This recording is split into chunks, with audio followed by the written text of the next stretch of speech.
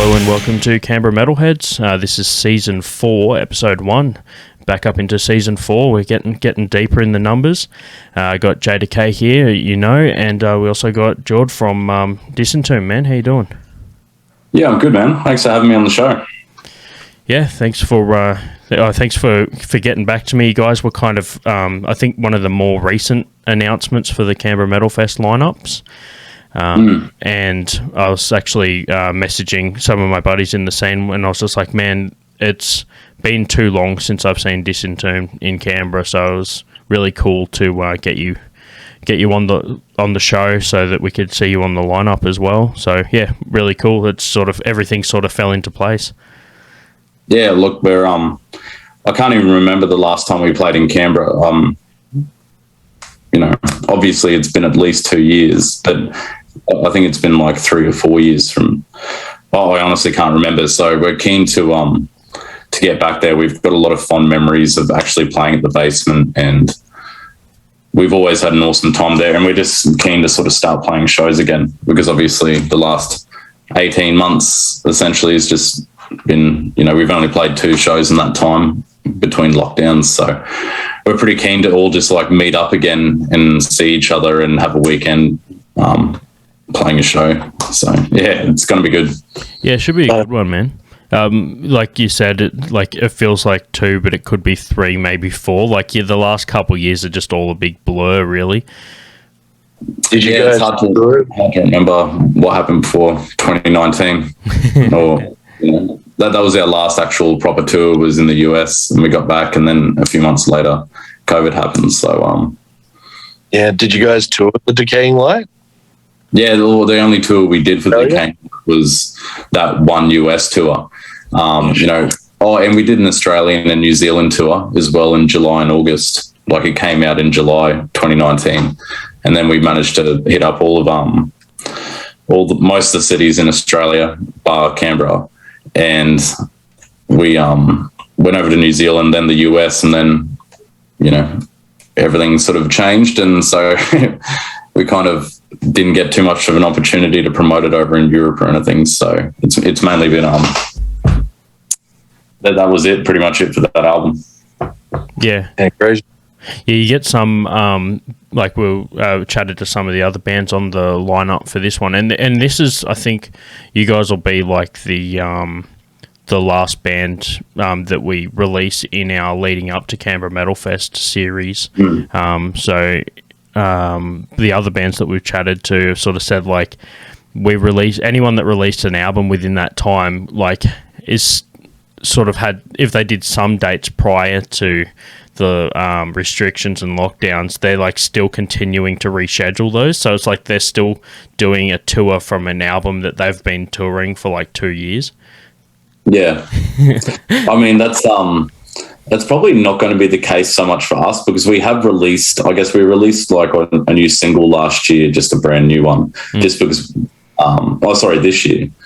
Well, actually at the start of 2021. So by the time people listen to this, technically last year. But look, I think we're just going to keep moving forward new music, and we're pretty used to being that band that tours an album for 5 years. Like our album Misery was out for 5 years between Misery and the Decaying Light, and we toured that an insane amount of times, so that's not too out of the ordinary for us.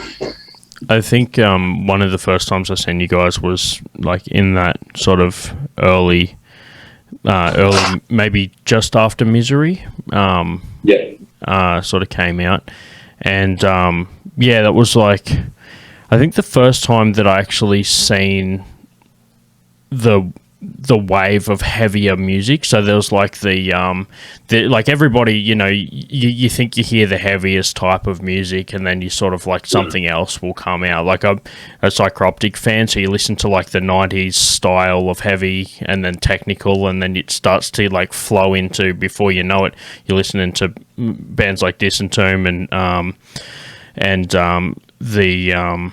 we mentioned before off mic, the bands like Honest Crooks being like the local sort of heavy band. Yeah. So yeah, it was good. It was sort of like, I guess Disentomb was the first band I heard in that heavier level that like sort of knocked it up a notch. And I feel like a lot of people are in that sort of same boat. What's it like to go out and see people experience you guys for the first time? Yeah, it's a big kick actually. Like, you know, we're just playing a style of music, brutal death metal. That's essentially, it's just a style of death metal that originated sort of mainly in California in the late 90s, and we've just sort of taken that and put our own spin on it. But we've never been a band that just does brutal death tours or, you know, small underground tours. Like, to be honest, we just want to play as much as we can in front of as many people as we can, and we don't really care too much about the bands that we tour alongside with, as long as they're good people. And I think that's been one of the things where we've been able to experience, you know, sort of providing that shock to people, because we'll tour a lot with I guess, you know, bands that are mostly sort of deathcore. You know, sometimes when we do European tours, like we've done brutal death tours, but we've done ones with a lot of sort of, I guess, more mainstream bands on the heavier side of things. And when they go from, you know, listening to a band like Carnifex, and then, you know, they see us come out on stage just for sort of Australians and just rip straight into some brutal death metal, it's always a bit of a kick to see people's reactions, and especially just with our live show, we try and make sure it looks as violent and as chaotic as, you know, as it may sound to some people. So yeah, that's kind of, yeah, it's always a lot of fun to do that, come out on stage and just unleash. Yeah, dude, I'm actually, I won't turn this into the Honest Crook show, but I was like saying before about Callum mentioning to me, is like, oh man, when I got the guest vocals from Jordan, I was just sort of like on stage, I turn around, he was right there, and the stage is such, your stage presence is such like a heavy persona. And I think that's true with like a lot of bands. There's sort of like, there's like the off stage, like, hey, how you going? You want me to sign your shirt? No worries. Thanks for coming out. And then the on stage, like, sort of like more demonstrous, stage show. Do you find it, do you have that kind of like on stage persona versus off stage?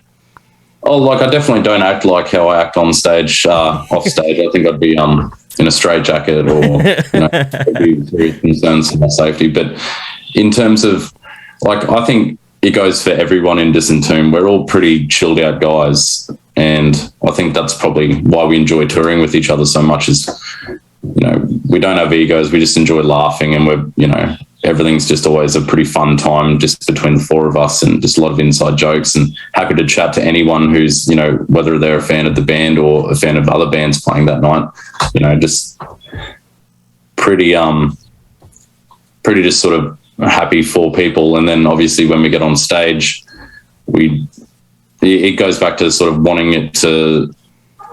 there to be a visual element that matches the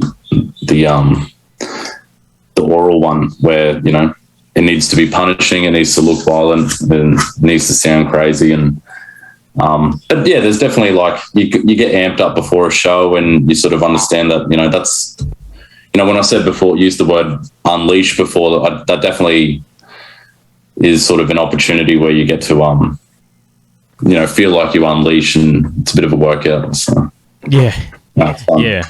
No, it's definitely a workout in the pit, man. I'm getting to the point where I'm like on the edge, and like I'll jump in every now and then, but like I just I feel like if I do a full set in the pit, especially at like a festival or something, I might not make it to the next one.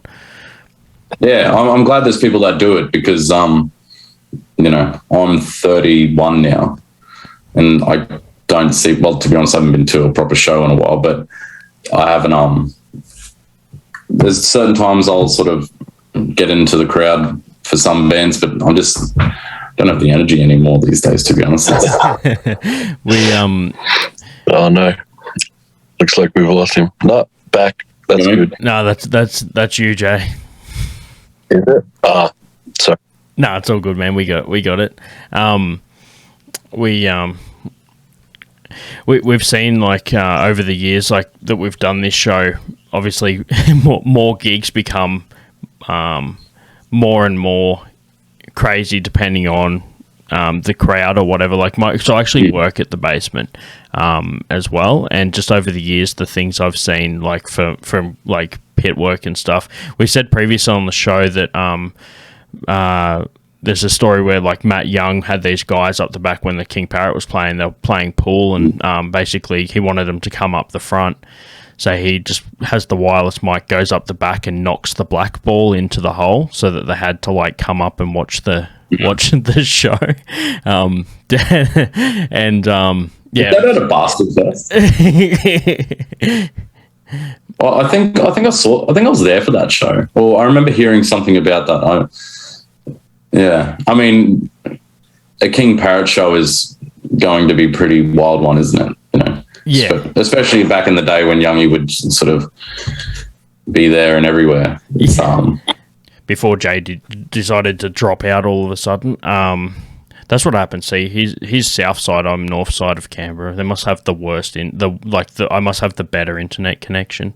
Up this end. But yeah, we're saying about live gigs and people sort of not being up the front, and like, you know, people wanting to get like singers and band members wanting to get everyone up the front. Dude, so we're chatting about Youngie from King Parrot. He's on the stage. He does a stage dive, and it was just like early King Parrot before everyone kind of knew that was like their thing. And being a Canberra show, obviously, on top of that, there wasn't. This was like early days of the basement when there wasn't like hundreds of people turning up to a King Parrot show, right? Yeah. So Youngie does the stage dive, jumps, and everyone sort of moves, and I'm just in the middle of it. So he jumps, lands, and basically flops over my shoulder. So I'm just spinning around in circles with him, like over my shoulder. But I didn't know he didn't drink, right? So I get him to the bar and I sit him on the bar.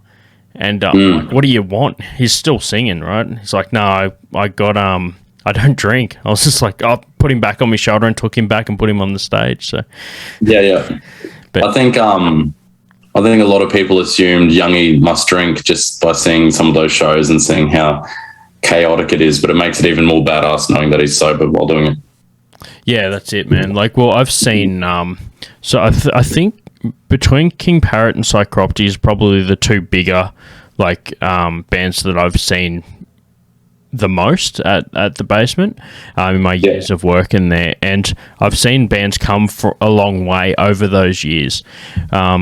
With like the success from Disentomb, was there ever like a moment that sort of like you just noticed that you're starting to like really get traction and momentum, or was it more of a gradual process?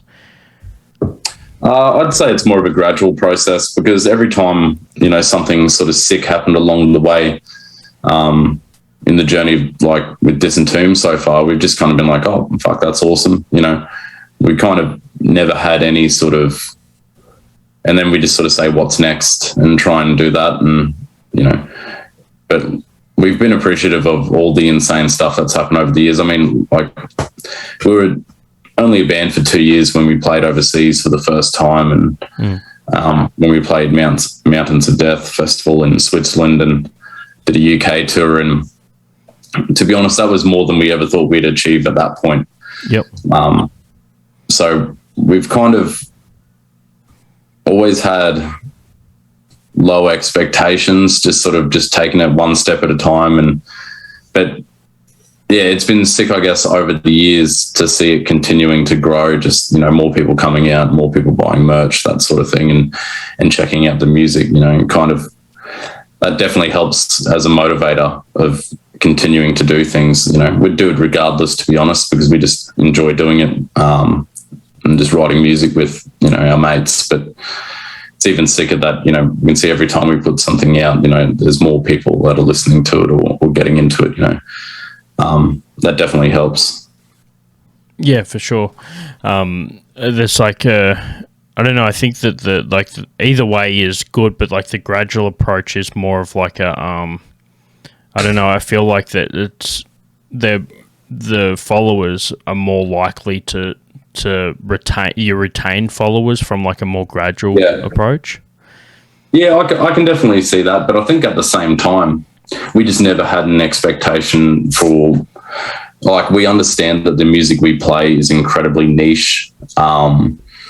You know, we play a sub-genre of a sub-genre, like, you know, like brutal death metal. So I think we never had any we know the music is obscure and weird, so I don't think we ever had any sort of expectations to even do any of half of the things that we've managed to do.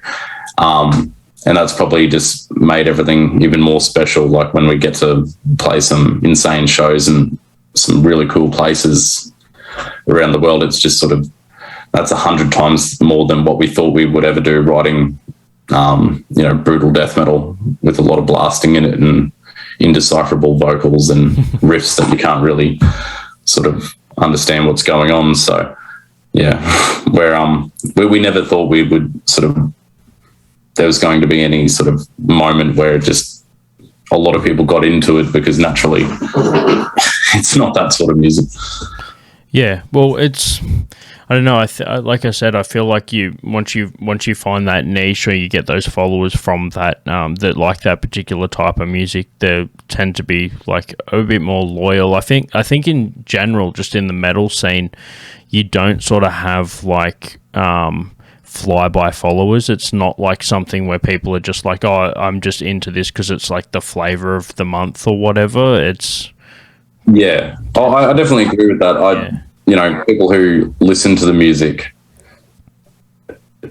you know, for us anyways, it's always been, a lot of people will continue being fans. I guess, to be honest, it's cool. Like, to us, brutal death bands and brutal death is super cool, but it's not cool, like, you know, in terms of what, like, a lot of people consider cool, you know, it's not cool music. So I think if you're listening to it, and it's incredibly abrasive music to listen to, you know, no one listens to that. I think it's hard to find poses with, especially brutal death metal, because it's like, why would someone waste their time listening to music they didn't enjoy, that, you know, is incredibly abrasive, but also not considered by many to be cool. So I think the people that have definitely become fans of Disentomb, at least, you know, we've always been very lucky to have the support of them, because you know, why would you listen to it any other way? You know, it's pretty weird music when you break it, when you look at it. Oh man, who is the Bacteria of This Earth was the album. I forgot the band name. Anyway, I was just walking past a small bar here in Canberra, and I could just hear Miasma. Yeah. Blasting, and I don't know if you've heard of those guys. They're like sort of, I think, Northern Territory. They were just randomly in Canberra for like one night. They're on their way through on a mini tour. Yeah. And, I was walking back from a bar shift at the basement, and there's like another smaller bar just down the road, which obviously they probably wanted to book the basement, but they it must have been for another gig or whatever, so that they go for the next best thing, which is a bar down the road, which only has like 100 capacity or whatever, and it's like an Irish bar, so it's like long, thin sort of like pub. Yeah. And I'm used to hearing like random, like, you know, Irish flute music and stuff coming out of this bar as I walk past. And like they serve Guinness on tap, that kind of bar, you know what I'm talking about? And I just hear this music just blasting out of it, and I go in there and I'm like, wow, this is insane. And they're like, yeah, we just released this album, and, you know, buy a ticket, you get a copy of it. And I'm like, dude, yeah. Like, I just bought I walk in, get it, and it's just so funny how things like that you just stumble on.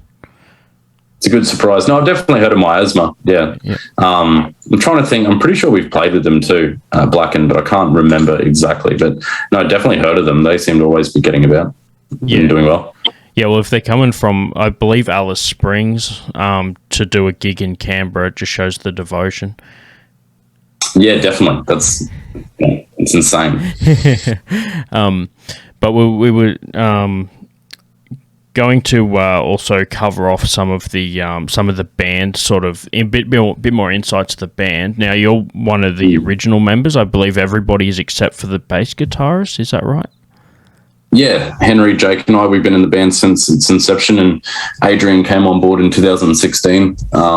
So we've had 3 different bassists, and Adrian definitely looks like he's going to be the last because he's just the perfect fit for the band, both, you know, personality-wise, and he's also just one of the most insane musicians out there. So, yeah. And he's a little bit younger than us, but, yeah, it's Henry, Jake, and I that have been doing it from the beginning. Yeah, awesome. And it's good to, I know that sometimes a lineup change can be positive, but it's also good to have such a solid original lineup. Minus one member, but like I know some bands where like the singer's the only original from like beginning to end. So, well, to be honest, the band would be completely stuffed if I was the only original member of the band. I'm the least talented of the 4 by, you know, an incredible amount. So it's thank God we have Jake, Henry, and Adrian in the band. How does that go with writing? You said that like obviously the type of music that you guys are smashing out and having such a technical aspect. Who is sort of what's the writing process like? It's changed over the years. So the first album, Sunken Chambers and Nephilim, was written pretty much, you know, mainly by Jake, but a lot of the drum stuff was written by Henry as well, and we kind of jammed that a lot because we were all in university. We were teenagers when we wrote that. So we had a lot of spare time and everything. And then the second album, Misery in 2014, that was very similar in the way we wrote it, but also you know, it was still a lot of it was jammed. And then you've got the Decaying Light, where, to be honest, Jake, I think, wrote the majority of that by himself. And then, you know, bits and pieces were sort of changed by Henry and myself, or suggested. But a lot of it was, you know, singly written by Jake. And even a lot of the drum stuff. And then Henry sort of changes what he feels needs to be added in there. And then with the latest single that we released, Broken Under Your Symbol of Atonement, that was just a one-off single. That was written both by Adrian and Jake. So this is sort of Adrian's first time being involved in the writing with Disentomb. Yeah. So yeah, it's always, I would say, probably been pretty guitar-driven, the writing process, and it looks to be continued that way. But I would say, you know, Disentomb's always been a guitar-driven band, like the riffs. So that's sort of no surprise there. Yeah, awesome, man. It's interesting to hear a little bit more behind the scenes. Now, with the episode, usually what we'll do is we have like, because this goes out onto YouTube and then the audio of the episode goes onto all the podcasting platforms. Are you happy for me to use like a 30-second sample from one of the songs as the intro and outro? Yeah, mate, that's completely fine. Not an issue there. And as far as song choice, what's your what would you say would be a good intro song for the start of the show? Just a sample, or at least just a sample from a song. If there's a specific part of a song you like. I reckon Indecipherable Sermons of Gloom off our album, The Decaying Light. That's there's a section in that song particularly where, you know, it's got a sick sort of dissonant riff and then it slows down again, and I think that's like, you know, a pretty cool section. It's probably one of my favorites that we've done. So yeah, I think if you go with that, that's a safe bet. Safe bet for an intro. And as far as just to close the show up, what would be a good track to picture the credits are rolling? What's a track for that one? I would probably say the end to the song Invocation in the Cathedral of Dust. I think that's like a pretty cool sort of ending. It's pretty epic sounding, so that'd be cool for some credits. Yeah, cool.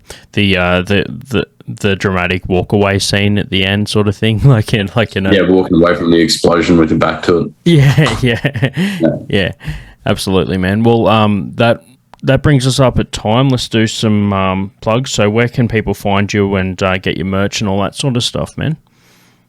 People can just search Disentomb, Disentomb, on Facebook or on Instagram.